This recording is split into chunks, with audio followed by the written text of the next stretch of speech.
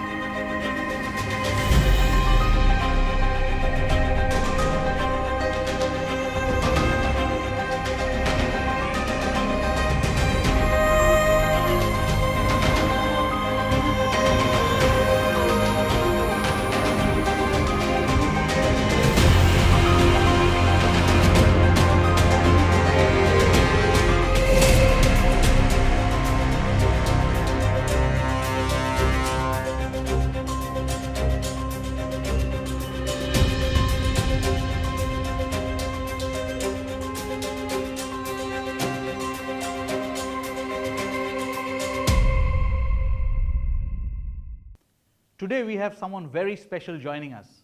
He has more than 3 decades of ultrasound experience, reputation of being one of the best fetal medicine expert and a great teacher. A true pioneer when it comes to fetal echocardiography. We are honored to have Dr. B.S. Ramamurthy, one who needs no introduction. In today's episode, Dr. Ramamurthy will share his love for ultrasound and fetal medicine, the amazing journey he has had thus far, how technology has evolved around the fetal heart, and how Voluson has partnered with him to achieve excellence in fetal medicine. Let's hear it from the Ultra Master, Dr. B.S. Ramamurthy.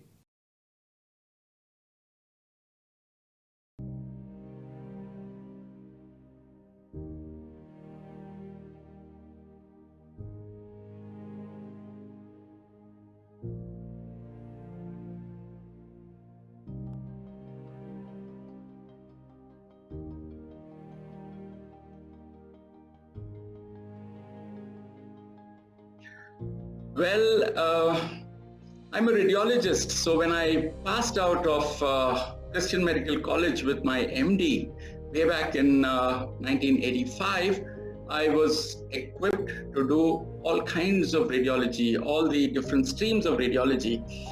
But I chose ultrasound because ultrasound was just then coming in, and my dissertation, my thesis was the first thesis perhaps in the entire country, which was an ultrasound thesis. Maybe I'm the first person in the entire state of Karnataka to have started pure ultrasound practice, a radiologist giving up the rest of radiology for ultrasound, and I stuck on to it. And as years progressed, I found myself more drawn to the fetus.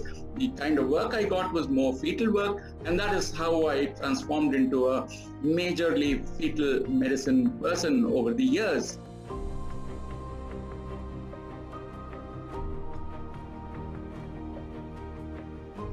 Okay, so it all started in the early 70s of the last century, and ultrasound started with the static scanners, where the probe was mounted on an articulated arm, and by continuously moving this probe on the abdomen of the pregnant woman, we could see the fetus inside as a static image, right? With advent of the scan converter, we had a great leap, and we left the realms of static scanning and came into the realms of real-time grayscale scanning, and we started off with linear array probes. So once we got into the real-time realm, it means we could see activity, dynamic activity of the fetus on the monitor as it occurs within the mother's womb. And this is what it meant to us. This is a compound B bistable static scanner image. And this is a black on white format. You can see the fetal head there. That's the neck. This is the thorax and the abdomen. And I believe that this hypoechoic area could represent the heart of the fetus. But remember, no movements, because this is absolutely a static image. The difference came, and the heart began to be seen as a dynamically pulsating structure once we got into the arena or the realm of real time. And this is a 8 weeks embryo showing you the fetal cardiac activity on a linear scanner, which is quite old. Now, through the journey, we have come from the humble beginnings of a linear array transducer to the most modern transducers, which are actually broadband. You can see C15 transducer here, which are single crystal. You can see the C29 transducer there, and you can see the matrix transducer, electronic matrix transducer, the EM6C here, and you can see the endovaginal transducer, the 3D transducer there, and this is the linear transducer you can see over here. So we all started from a very, very prototype, the linear transducer, and moved on to what technology has to offer as the latest developments in practice. And what did it mean? It meant that from about 20 crystals or 20 elements in the probe, we got on to thousands of elements in the probe, in the piezoelectric elements. We moved from lower to higher frequency generation of ultrasound. We moved from narrow to broadband, ceramics to crystals, simple to sophisticated beam forming algorithms, from 1 to 2 stage beam forming process, and from hybrid to total digital processing.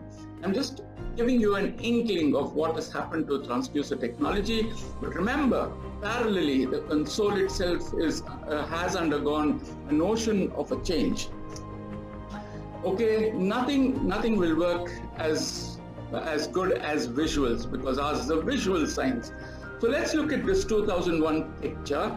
And in this 2001 picture of the fetal heart, done with a 3.5 megahertz convex array probe, you will see the kind of resolution that there is. It's not as crisp an image, as contrasty an image, as well-defined an image.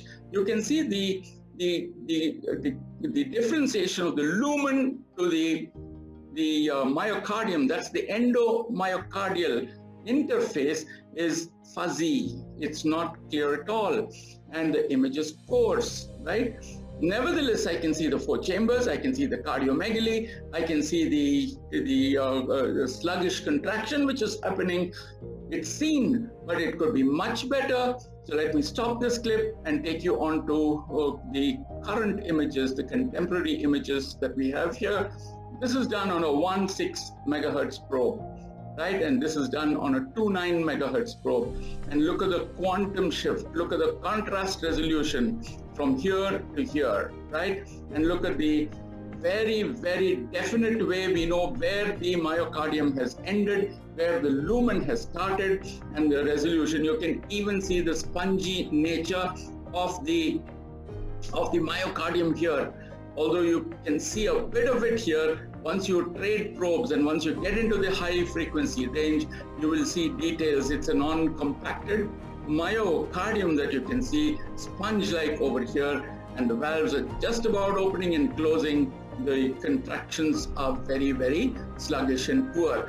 Now, that apart, I just want you to look at the shift of the level of imaging, both the spatial as well as the contrast resolution, from a 2001 image to images which have been done in in the present day machines, right? These are single crystal broadband transducers. This is a single crystal transducer that you can see, also a single crystal transducer, and both are of course broadband, right? Here is a comparison again from 2001, a hyperplastic left heart syndrome. I'm not denying that we didn't make the diagnosis, but the image quality has become phenomenal now. So this is a 9 megahertz linear image, and you can see the actual sinus of the cusps of the aortic sinus. You can see the aortic valve opening and closing, and you can see all the details of the myocardium. You don't need to see the details, but you can. You can see the myocardium and the echo pattern of the myocardium as well, because this is a 9 megahertz linear. In 1984, duplex Doppler first came in, and this is a sample recording from 2002 of the tricuspid valve. And you can see the EA happening there. You can see you can listen to the sound signal as well. Close on the heels of the spectral Doppler came color Doppler almost a year later. And this is a color Doppler image of a hyperplastic heart, hyperplastic left heart syndrome done in 2002. And again, you can see the grayscale as well as color. You can see that the resolution is not really like what we see in today's machines. We never knew that these were not good images until we saw the later images. And then we realized at that point of time in 2002 and 2003, these were the best images we could produce, right? But now in retrospect, we know that yes, we were doing a very hard job. We had to really stretch our observation powers to pick up these findings, and now they are so easily depicted on the monitor.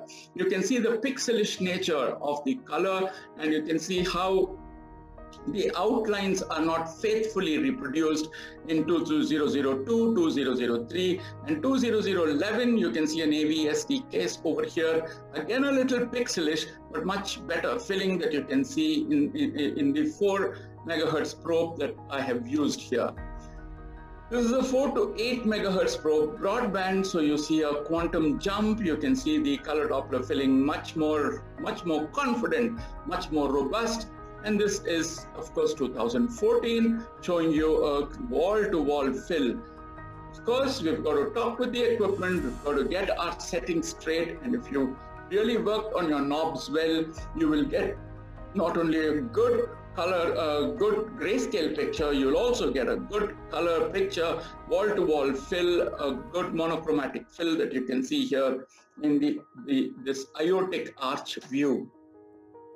In 2017, Radiant Flow came in, and Radiant Flow, I think, is a real boon. It's a pleasure, really a pleasure to do color Doppler now, knowing that, yes, you get this 3D effect, you get this glossy finish, but those are just cosmetic.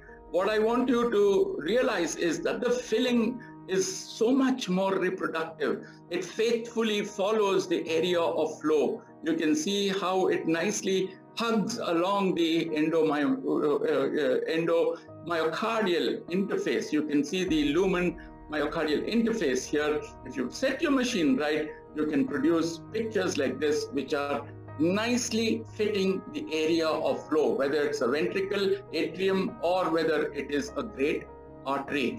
Now this is, of course, absent pulmonary valve syndrome. I'm showing you the RVOT here, and beautifully on color Doppler, you see a to and fro. You see a red, blue, meaning blood is moving or sloshing across the pulmonary valve. The pulmonary valve is highly incompetent, and you can see it's also stenotic because you can see a lot of elysing that's happening over here. So that is in color, and the same case in power Doppler. You can see the wall-to-wall fill there. So Radiant Flow, I enjoy color Doppler now, basically in fetal medicine, because Radiant Flow really is much more sensitive than the conventional flow, and the depiction is really crisp and it gives you your information in a very, very short while. Then in 2018, we had slow flow, and in slow flow, you could actually, you don't need slow flow for this U type of right aortic arch, but I've just used it because I had this clip. You can use B flow, that's the U type of right aortic arch in B flow. You can, but what is more important in slow flow is that you begin to see the vasculature, whether it's the lung vasculature, the liver vasculature. I haven't put those pictures here because this is basically a fetal echocardiography presentation. But where slow flow really matters to me is in the first trimester. Effortlessly, I can show the ventricular inflow tracts beautifully on either side, and very effortlessly, I can show the three vessel view. The tick sign out here, you will see the pulmonary artery as the straight artery here. You will see the aorta over here, and both of them filling in the same color. Of course, in slow flow, you have to be a little careful about color, because with movement of the fetus, the color can change. It's not only the flow of blood, it's the gross movements also which can change the color. So we need to use slow flow as a landmarking entity, not to check the flow direction, nature of flow. No, it just landmarks the flow, but it does that beautifully, whether it is the circle of Willis or whether it is the vasculature of the lung or the liver, as I told you, or the vasculature of a fetal tumor. It does that really, really in style. And this is an example of first trimester echocardiography using slow flow technology. Then, of course, in 2000, the tissue Doppler came in. And tissue Doppler means that instead of the lumen of the atria and the ventricles picking up color, the algorithm is set, the filters are set in such a way that the myocardium itself picks up color, not the lumen. So the luminal signals which are suppressed, and the tissue signals which are high amplitude, which are low frequency, are depicted. That is the trick which the machine or which the algorithm plays in tissue Doppler. So you can see that in its red, blue, red as the heart rocks when it actually contracts and relaxes. And in this, I've done a lateral four-chamber view. You will see that when the near wall, that is the right ventricular free wall is red, the left ventricular free wall is blue, and vice versa. Let me take you, because we don't use this, these are marvelous things to look at the contractility of the fetal heart. I'll just take you through some of these book marks. You will see that the near wall is moving towards the transducer. It's in red. So the far wall, this is the left ventricular free wall, is moving away from the transducer in blue. So this is moving in this direction, this is moving in this direction. So what is this? This is diastole, because the ventricles are expanding. Let me take you to the next bookmark. Now this has become blue, and in turn this has changed over to red. What's happening here? The near wall of the free wall of the right ventricle is moving towards the septum, and the free wall of the left ventricle also is moving towards the septum. So this is systole, right? So you see this diastole, systole, which is happening there, alternate blues and reds on either side. And then you also have these blues and reds occurring in the interventricular septum. You draw a M line and you can get a tracing like this. You will see that whenever one ventricle is in blue, the other ventricle is in red. This is in red, this is in blue. The same thing what I've explained, beautifully seen on M mode. So it's not only tissue Doppler real time that I can see, it's not only spectral Doppler that I will show you in the next slide. You can also do TDI, tissue Doppler imaging with an M mode. And again, look at the fact that the lumen doesn't fill with color. That's the right ventricular lumen, left ventricular lumen doesn't fill with color. The tissue fills with color. Isn't that a great boon to look at the quality of contraction? Yes, it is indeed. And then if you put your spectral Doppler there, you will get the spectral trace giving you the velocity trace of the myocardium. This is the inflow diastole, this is the systole, outflow, and you can do all your measurements. We'll come to measurements a little later. And then, of course, is the arrival of stick in 2002, and this is a regular RAB transducer that you have here. And you can see the multiplanar display. And then soon after that, we could have stick acquisition in color that you can see here. So therefore, stick really barged in, and it gave us a total different perspective to the study of the heart. So we can do multiplanar, render, omniview, TUI. I will take you through a few of these slides. But this is EM6C, that was an RAB transducer, which was a mechanically driven transducer movement within the probe housing. Whereas an EM6C is a matrix transducer. The beam is steered across electronically, so your frame rates are more, your acquisition time importantly is less, so your movement artifacts become less. And I've just shown you a malalignment VSD here on the long axis view, and that's the VSD seen on the short axis view. No special effort. I've just put the dot there at the VSD here, and I've got the orthogonal plane immediately from the volume. Here is the again multi-planar mode on EM6C. This is TUI. You can see right from the 4-chamber view up to the 3-vessel view that you can see on one panel, all in real time, obtained from one volume. And then, of course, with color, if you render color, you will render it in spectacular pictures like this. Here are the ductus and the aortic arch rendering. Now, I have turned the block in such a way that here I'm seeing the ductus arch in the front and aortic arch behind. When I rotate it the other way, I can see the aortic arch facing me now, the ductus arch going below. Right? This is the IVC. That's the umbilical vein, left portal vein, ductus venosus, hepatic vein draining into the vestibule of the IVC. Everything shown so beautifully well. Right? And you can hit your edit light, you can hit your salute button, so on and so forth, and you can make your displays really spectacular.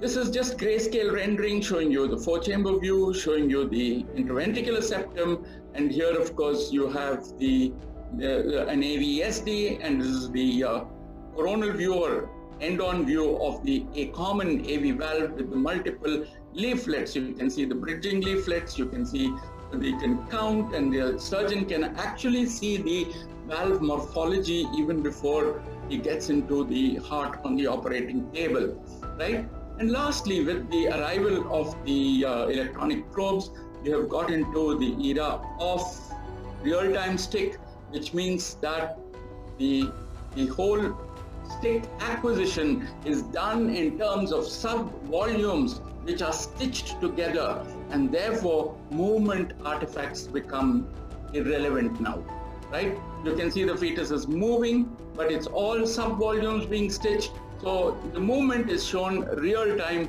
not only in A plane, in B plane and C plane as well. And this is again a quantum leap that we have made in stick, right? Now let's leave the mainstream technology and let's come on to some supportive technology, which is also extremely important. And one of the supportive technologies that we have is the measurement packages that we get on board the machine. So we started with just 2-point distance. That's it. I could only measure the femur length and BPD when I started practice. But then we went on to have trace distance, circumference, areas, and angles. And here is in case of cardiomegaly, and I've shown you how to measure the area, cardiothoracic ratio. That's the cardiac area, that's the thoracic ratio area, and you have the ratio immediately calculated, 0.51, definitely a cardiomegaly. You can draw your angles, that's the line along the interventricular septum, an anteroposterior line. You can measure the angle 57 degrees. So you can always take the help of these packages and get what you want from them. Now, not only measuring is the advantage that we have, and here is end diastolic measurement, end systolic measurement, and from these measurements you can derive what is known as fractional shortening. You put your Doppler cursor across the tricuspid valve annulus, and you get the annulus moving up and down with contractions and relaxations of the heart. And once you have this waveform, you can do your TAPC, that is tricuspid annular peak systolic excursion, this triangular tool that you can see, and you can get your data here. That's the distance out here, that's the TAPC. You can go to your tables and show that it's normal or abnormal.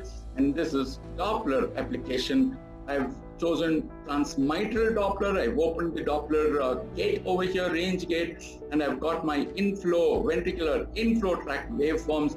This is E and this is A, and the machine calculates EA for you. You just have to put it onto the graph and see if it is normal or abnormal. Similarly, when I do a 5-chamber view and take a LVOT, LVIT view, you get both the inflow and the outflow in one picture, and that enables me to do the TI index or the myocardial performance index. This is on conventional Doppler. You can also do the same thing with tissue Doppler, where I've used the spectral waveform, and you will see the same kind of measurements which I'm deriving not from conventional Doppler but from spectral Doppler derived from tissue Doppler imaging. And lastly, you have strain imaging, and in strain imaging, it's absolutely a very sensitive way to look at very subtle disturbances in the function of the heart. Now here is the vector analysis. You will see that the vectors move, they're all a set of arrows, 24 segments. They all point outwards in diastole, they point inwards in systole, and you can see that dynamically the length of each of these vectors telling you how much distance is being covered by that segment of the myocardium. You can have your traces of end systole and then diastole, and you can compare it with this yellow and the green line. You can have all the numerical indices, that is, for example, the endocardial global longitudinal strain index. You have nomograms for all these, and you can put it up on the nomograms and talk of whether this is normal or abnormal. Here is the 24 segment ventricular assessment for the end diastolic diameter. This is the right ventricular assessment. This is the left ventricular assessment. These are the values here. Those are the values here. They're all normal, except that here, this is high normal, high normal. This is towards the base. That is towards the apex. And of course, again, this is 24 segment analysis, but for fractional shortening, and you find that the middle segment is abnormal here. That's the middle segment which is abnormal. And here, of course, towards the apex, you find it abnormal. And here is the sphericity index, left ventricle, right ventricle, and the left ventricle looking basically normal. You also can get your global, the 4-chamber view global sphericity index, as you can see here. So things are going in such an automated fashion, and this makes you actually use the parameter. If you had to do all these calculations, that would be monotonous. But here, it's all laid out. You get a measurement, you get your z-score. Otherwise, what were we doing? We got a measurement, but we had to go to a software, separate software, either on perinatology or on the iPhone, and translate that measurement into the z-score. But once it is on the equipment and available for day-to-day use, you begin to use it in the right manner, and it becomes next to nature when you move from measurements into z-scores.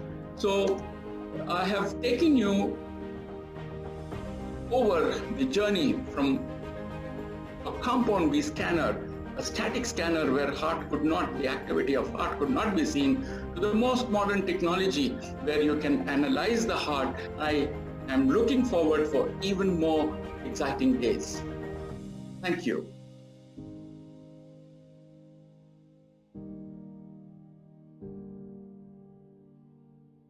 My Voluson journey started maybe about 15, 16 years ago, maybe in the early 2000s. That is when I began my association with Voluson, and ever since it's been Voluson all the way through.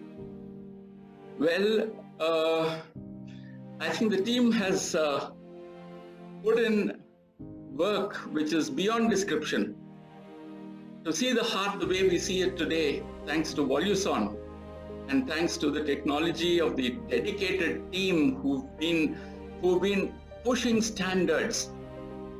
You have driven us. Now we are in a position to see so much that we really get unnerved. Are we seeing too much?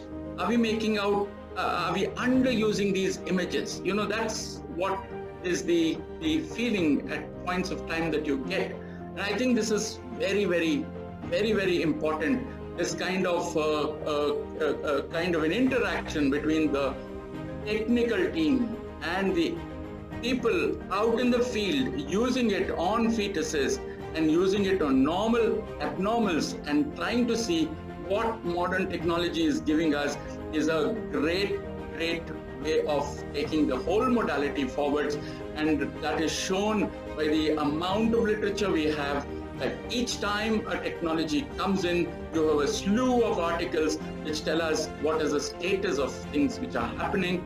And I think it's a great journey. The technical team has done remarkably well. It's for me, it's a miracle. It's a miracle, but it's a miracle which is unfinished. As I said, I'm looking for greater and greater achievements by the technical team.